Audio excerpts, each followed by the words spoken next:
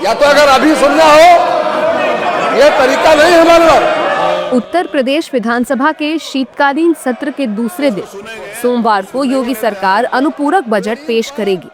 इससे पहले सुबह कैबिनेट की बैठक में अनुपूरक बजट को मंजूरी दी गई है। इसके बाद वित्त मंत्री सुरेश खन्ना दोपहर 12:20 पर अनुपूरक बजट पेश करेंगे।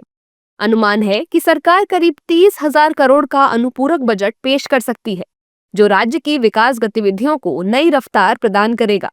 बजट को लेकर बीजेपी नेताओं ने कहा है कि ये बजट देश की उन्नति के लिए बहुत जरूरी है।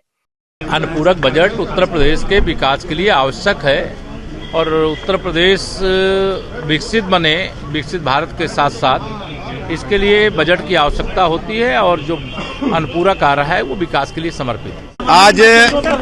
आज उत्तर प्रदेश विधानसभा में प्रदेश सरकार अनुपूरक बजट के माध्यम से प्रदेश के चतुर्मुखी विकास को सुनिश्चित करेगी। जो जन कल्याण कार्यक्रम हैं उनको गति मिलेगी और उत्तर प्रदेश डेवलप्ड स्टेट के रूप में स्थापित होगा। हम सब जानते हैं 2017 के बाद से उत्तर प्रदेश का नैरेटिव बदल चुका है। ये बीमारू राज्य था, अब रेवेन्यू सरप्लस स्टेट है। पानी, बिजली, सड़क, स्कूल, अस्पताल, इंफ्रास्ट्रक्चर हमारा वर्ल्ड क्लास बनकर के तैयार हो रहा है। और समाजवादी पार्टी और इंडी गठबंधन के लोग पेट में दर्द की वजह से कराह रहे हैं। उनको अच्छी तरह पता है, जैसे बिहार में जंगल राज को बिहार की जनता ने नकार दिया, उत्तर प्रदेश के लोग भी समाजवादी पार्टी के जंगल राज, गुंडा राज को कभी स्वीकार नहीं करेंगे। मैंने कहा कि ये प्रदेश के विकास का बजट है अनुपूरक।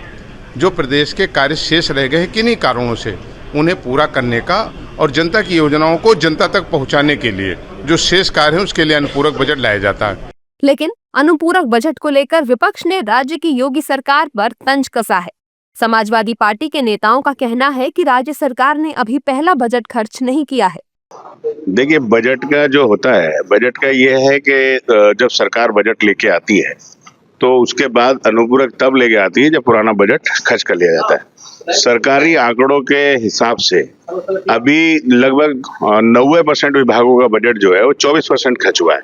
जब 24% बजट खर्च हुआ है तो फिर नया अनुपूरक लाने का क्या मतलब है? तो सरकार लोगों को गुमराह कर पहले बड़े बड़े बजट लाती है, सपने दिखाती है और उसके बाद जो है उसको खर्च नहीं करती है। और खर्च नहीं करने के बाद उत्तर प्रदेश का विकास और जो योजनाएं हैं वो पूरी तरह से ध्वस्त हैं। देखिए, अनुपूरक बजट को संविधान के अंतर्गत सरकार को अधिकार है।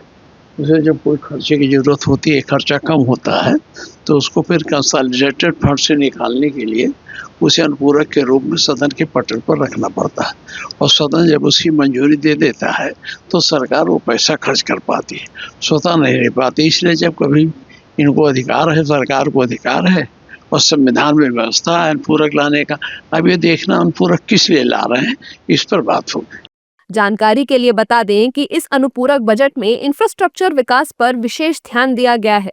एक्सप्रेसवे, लिंक एक्सप्रेसवे और अन्य सड़क परियोजनाओं के लिए पर्याप्त धनराशि आवंटित किए जाने की संभावना है।